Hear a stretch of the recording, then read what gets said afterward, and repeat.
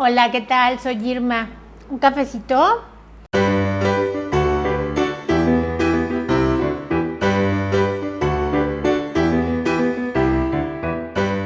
Bueno, pues si recuerdan, ya habíamos visto el clúster A de los trastornos de la personalidad. En este caso, en esta ocasión, vamos a ver el clúster B, que incluye el trastorno antisocial, el trastorno límite y el trastorno histriónico de la personalidad. Empiezo con el trastorno antisocial. El trastorno antisocial, generalmente en el DSM-4, se empieza a diagnosticar a partir de los 18 años. Sin embargo, este único trastorno se puede empezar a diagnosticar a partir de los 15 años, aunque, algo muy importante, los niños desde pequeños empiezan a presentar algunas conductas que pudieran llevar a pensarse que van directamente a desarrollar un trastorno antisocial de la personalidad. Específicamente, son 4 categorías las que se van a observar para este diagnóstico, que es la agresión a los animales o a personas más pequeñas. En el caso, digamos, un ejemplo, un niño de 11 años que agrede a un niño de 5 o 6 años. Y bueno, la tortura a los animales también está muy presente en este tipo de trastornos, sobre todo en los niños al inicio. También está la destrucción de propiedad, ya sea personal o de otras personas, no sé, romper vidrios a propósito, romper cosas con ira, con enojo, con desquite, hacer fraudes o hurtos, ya sean pequeños, por muy pequeños que sean, pero bueno, se nota como esta actitud de hacer daño. Y por supuesto, la violación grave de las normas sociales. Que a un niño, por ejemplo, no le importe en qué lugar está, que se comporte de una manera inadecuada, a pesar de que los papás lo puedan estar corrigiendo. Estas 4 son las principales como para empezar a pensar en el desarrollo de un trastorno antisocial de la personalidad. Suele asociarse con un inicio temprano de actividad sexual, con el consumo de sustancias, con las bebidas, fumar, tomar, etc. Acciones ilegales, incurrir en actos temerarios como aventarse de lugares altos sin ninguna protección o, no sé, aventarse en la bicicleta en bajadas muy empinadas, ¿no? Digamos, perdón. Y retar a los demás también a hacer lo mismo y disfrutar de esa adrenalina y del miedo de los demás. Por supuesto, no logran adaptarse a las normas sociales ni morales. En la escuela generalmente son chicos o chicas, porque la prevalencia es mayor en niños, son chicos que prenden los basureros de los baños o que rompen las bancas o avientan una banca por la ventana, que constantemente los están corriendo de la escuela o los están llevando a dirección porque hacen cosas que no deben y a pesar de saber que están mal, no les importa. Tienen la facilidad o la habilidad de distinguir entre el bien y el mal, entre lo que está bien y lo que está mal. Sin embargo, no les importa. Es por eso que se dejan llevar por esta ira o por esta rebeldía y hacen cosas en contra de las normas. En lo que respecta al comportamiento legal, bueno, pues no les importa robar, no les importa agredir, insultar. Son personitas que después se pueden volver muy violentas y muy peligrosas en la adolescencia o en la adultez. Entonces, estas personas deben de presentar, como mencioné, un patrón general de desprecio y violación a los derechos. Además de presentarse a partir de la edad de los 15, aunque, como ya mencioné, en la infancia se llegan a ver algunas características. De verdad fracasan en tratar de adaptarse a las normas sociales. No le encuentran un porqué ni un para qué. Su conducta es deshonesta y se manifiesta por medio de mentiras, de estafas, siempre para obtener un beneficio propio, sin importarles los demás, pero tampoco en búsqueda del placer, porque el placer para ellos es como si no existiera. De verdad, tratan siempre de buscar su propio beneficio, aún en contra del dolor de los demás, pero paradójicamente no experimentan placer. Más adelante vamos a ver por qué. Además de que, bueno, tampoco tienen ningún remordimiento. Tienen mucha impulsividad, son incapaces de manejar su impulsividad, como también son incapaces de planificar. Todo se da por impulso en el momento. Son personas muy irritables, muy agresivas, ¿no? Que lo manifiestan en peleas, en agresiones, en destrucciones.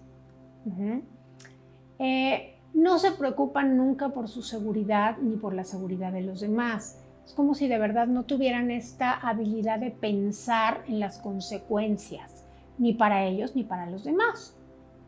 Por lo que también engañan, manipulan. No son capaces de mantener ningún compromiso, porque un compromiso precisamente se necesita de este pensamiento a largo y a mediano y a largo plazo, ¿no? De planear para poderse comprometer. Ellos no manejan ningún de este tipo de cosas porque no las entienden. Como habíamos dicho, no tienen ningún tipo de conciencia ni de remordimiento, mucho menos culpa. Ahora, ¿cuáles son las causas que llevan a una persona a desarrollar este tipo de trastornos? Bueno, la herencia, ser hijos o hijas de padres precisamente con este mismo trastorno, ser hijos o hijas de personas muy agresivas, ser personas que fueron abandonadas muy tempranamente y tuvieron que aprender a sobrevivir solos, pero peleando, luchando, tratando de conseguir lo que necesitaban. Por imitación también, bueno, pues al vivir en una familia, por ejemplo, de criminales, pues se aprende a ser criminal, ¿verdad? O por supervivencia también, cuando han sido abandonados desde muy pequeños y viven en un grupo con personas que son muy agresivas, pues también tienen que aprender a sobrevivir. Esta es la causa, digamos, social. Ahora, la causa fisiológica son niveles bajos de producción de serotonina, lo que los lleva a la búsqueda de satisfacción, pero paradójicamente sin sentirla. Entonces, como que es una búsqueda que nunca encuentran. Buscan algo que no encuentran y por eso están constantemente inventando cosas para tratar de satisfacerlas. Viven con una pobre regulación de las emociones, por supuesto, porque lo único que conocen es la parte agresiva y la parte impulsiva. También pueden ser hijos de mujeres, generalmente, que somatizan mucho, que no saben expresar sentimientos, y esto los desregula, digamos, ¿no? Y los lleva a ser impulsivos. Por supuesto, generalmente son personas que están rodeadas de otras personas violentas, agresivas, impulsivas, abusadoras. Y bueno, pues es lo que aprenden. La prevalencia es mayor en hombres que en mujeres. Y los tratamientos farmacológicos no aplican para el trastorno antisocial de la personalidad. No hay realmente un fármaco que ayude a este tipo de trastorno, a menos que haya comorbilidad con otro trastorno. Se les dan reguladores del estado de ánimo, como el litio, por ejemplo, pero para esto tendría alguien más que convencer a esta persona que sufre de trastorno antisocial para ir a un tratamiento, porque ellos no consideran que necesiten ningún tipo de tratamiento. Bueno, solamente buscan tratamiento, como les digo, si existen otros trastornos. Y en la adolescencia se ha observado que si en la adolescencia se inicia con algún tipo de terapia, puede ser la cognitivo-conductual, puede ser la comportamental, puede ser psicoeducación, para reducir la incidencia de actos criminales y de consumo de sustancias. Seguimos con el trastorno límite de la personalidad. Déjenme platicarles que es uno de los trastornos más interesantes desde mi punto de vista de todo el clúster, porque además presenta características de muchos de los otros trastornos. Les comento las características del trastorno límite de la personalidad que se ve más en mujeres que en hombres. Inicia desde la infancia por una cadena de traumas consecutivos desde la infancia, por un abandono, por agresiones, por violencia, por abusos. Esta persona empieza a desarrollar unos sentimientos de vacío total, constante, por toda esta serie de traumas que se van conjuntando durante la niñez y la adolescencia. Son personas, por supuesto, que debido a esto no pueden mantener o les cuesta mucho trabajo mantener relaciones íntimas o de amistad porque tienen un constante miedo a ser abusadas, a ser abandonadas, a ser traumatizadas por estas personas, ¿sí? A ser engañadas por cualquier persona. Si llegan a tener algún tipo de relación con alguna persona del mismo sexo o del sexo opuesto, constantemente están comparando si se portan bien para ellos, se portan mal, si son buenos, si son malos. Y una característica muy importante es este cambio constante, casi inmediato, de que, un ejemplo, si ahorita me hablan bonito y me dicen algo que me gusta, es para mí la mejor persona del mundo. Pero si enseguida llega a decir algo que no me gusta o que me hace sentir extraña, entonces ya es la peor persona del mundo para mí. Las personas con trastorno límite de la personalidad son personas que no mantienen un constante de una idea o de una emoción. Son cambiantes constantemente. Pueden ser en minutos, pueden ser en horas, pueden ser en días. Presentan constantemente, siempre digamos, un sentimiento de vacío emocional, como si siempre les hiciera falta algo, como si siempre estuvieran exigiendo algo más de las personas, pero al mismo tiempo no se permiten recibir, porque piensan que al recibirlas pueden llegar a explotar o a traumatizar. Son personas que pueden llegarse a hacer daño, autolesiones generalmente, porque comentan que el dolor de estas lesiones los hacen sentirse vivos o sentir menos el sufrimiento de este vacío emocional. Llegan a tener varios intentos suicidas cuando tienen crisis fuertes, porque es mucho el dolor emocional y no lo pueden manejar.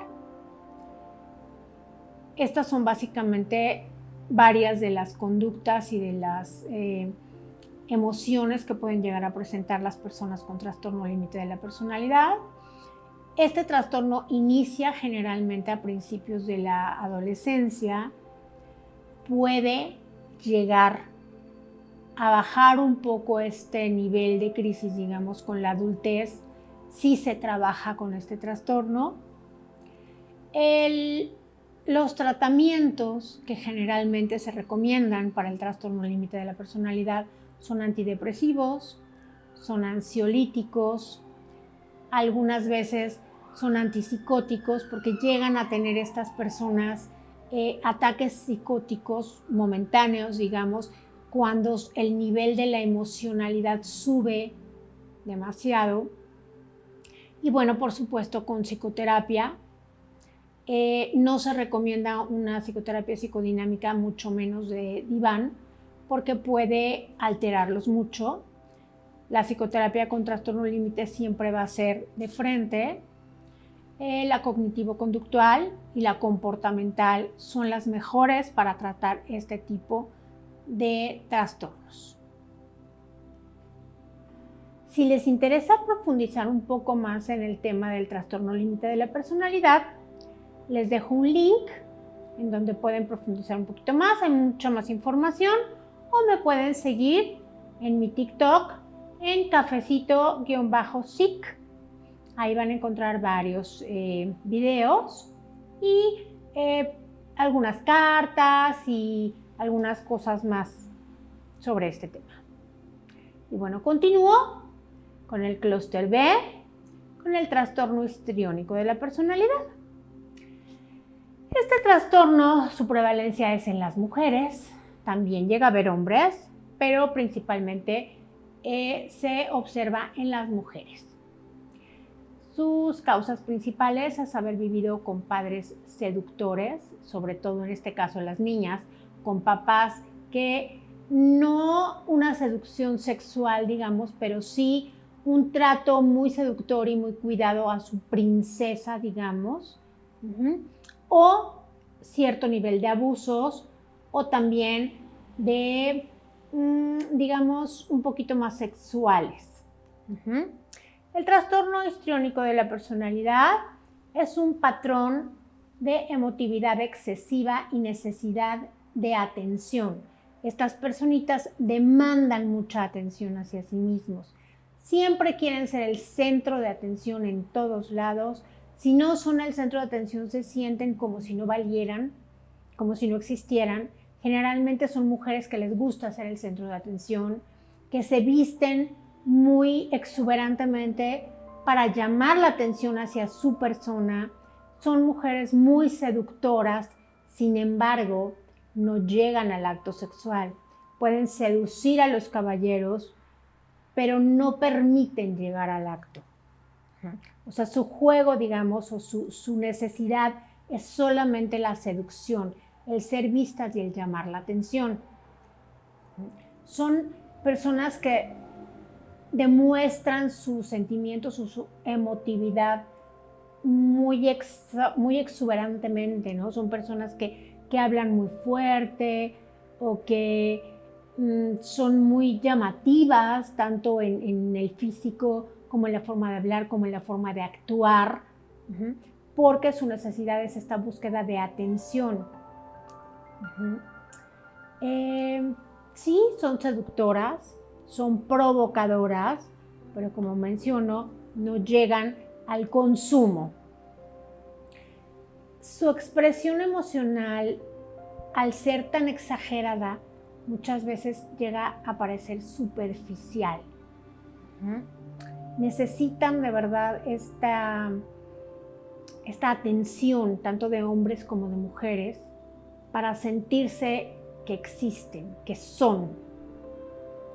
Tienden a ser teatrales, dramáticas, pero también son personas muy sugestionables y muy influenciables. Por esta necesidad de atención, llegan a creer en otras personas o llegan a creer en lo que les dicen. De ahí que pueden llegar a engañarlos muchas veces, por ejemplo, a las jovencitas, ¿no? Que les dicen que están preciosas y que pueden ser modelos y las llegan a engañar con muchas situaciones de este tipo. Cuando alguien les dice que son bonitas o que las quieren, tienden a sentirlo o a ver esta relación como algo muy grande, muy importante, cuando muchas veces no lo es. Es pues complicado para las mujeres que sufren de trastorno histriónico de la personalidad, porque pueden ser muy vulnerables, ¿no? Por personas pues con malas intenciones. Ahora, el tratamiento para este tipo de trastorno es la psicoterapia psicodinámica principalmente. Llegan a tomar antidepresivos porque pues, suelen deprimirse al darse cuenta que fueron engañadas o que no es tan real lo que les están diciendo. Y bueno, el último trastorno de este clúster B es el trastorno narcisista de la personalidad. Es un trastorno bastante interesante también, como el anterior. Consiste en que las personas se sienten superiores a todos los demás. Como su nombre lo dice, el narcisista es una persona que presenta sentimientos de grandiosidad, se sienten grandes, se sienten mejores que cualquier otro. Esto está causado por dos cuestiones principalmente. Cuando los niños son pequeños, por un lado, en el caso y digo niños porque la prevalencia es mayor en hombres que en mujeres. Digamos que nace el niño y la mamá ve a este niño como un dios y lo trata como tal. Le dice que él lo puede todo, que él lo sabe todo, que es precioso, que es inteligente, que es poderoso, y va alimentando, digamos, el ego de este niño hacia la grandiosidad. Esta es una de las causas para que un niño desarrolle este trastorno. La otra causa es, digamos, que en el caso de la mamá o del papá, lo traten siempre como inferior, como tonto, como inútil, ¿no? Como una persona que no puede, que no sabe.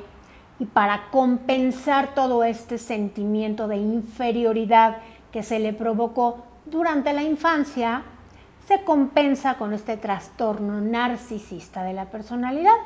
Son como las dos vertientes, digamos, para el desarrollo de este trastorno. Ahora, las personas con trastorno narcisista generalmente son personas que no toman en cuenta a los demás, que solamente les gusta relacionarse con personas que ellos piensan que son de su mismo nivel intelectual, que son personas que saben mucho, que tienen mucho, porque para ellos, solamente ellos y los demás de su nivel son las personas que valen la pena. Generalmente las parejas de una persona narcisista suelen ser personas codependientes, porque para un narcisista no puede haber una pareja que sepa más o que se vea mejor que él.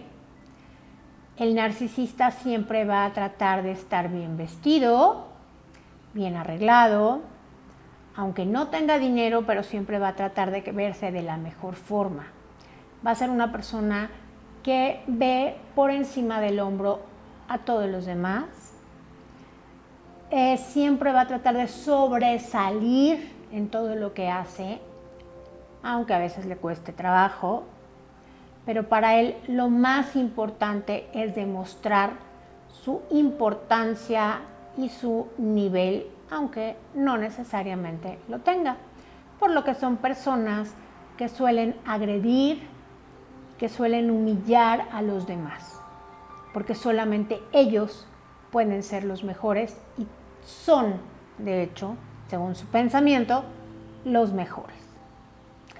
Y bueno, pues si quieren un poco más de información sobre este tema, les dejo un link a continuación o también pueden buscar más videos en mi canal de TikTok en cafecito_sic y ahí van a encontrar cosas también muy interesantes. Y bueno, pues básicamente estos son los trastornos del clúster B. Les recuerdo que se inscriban al canal y que me pueden seguir en Instagram y en TikTok como cafecito_sic. Hasta luego.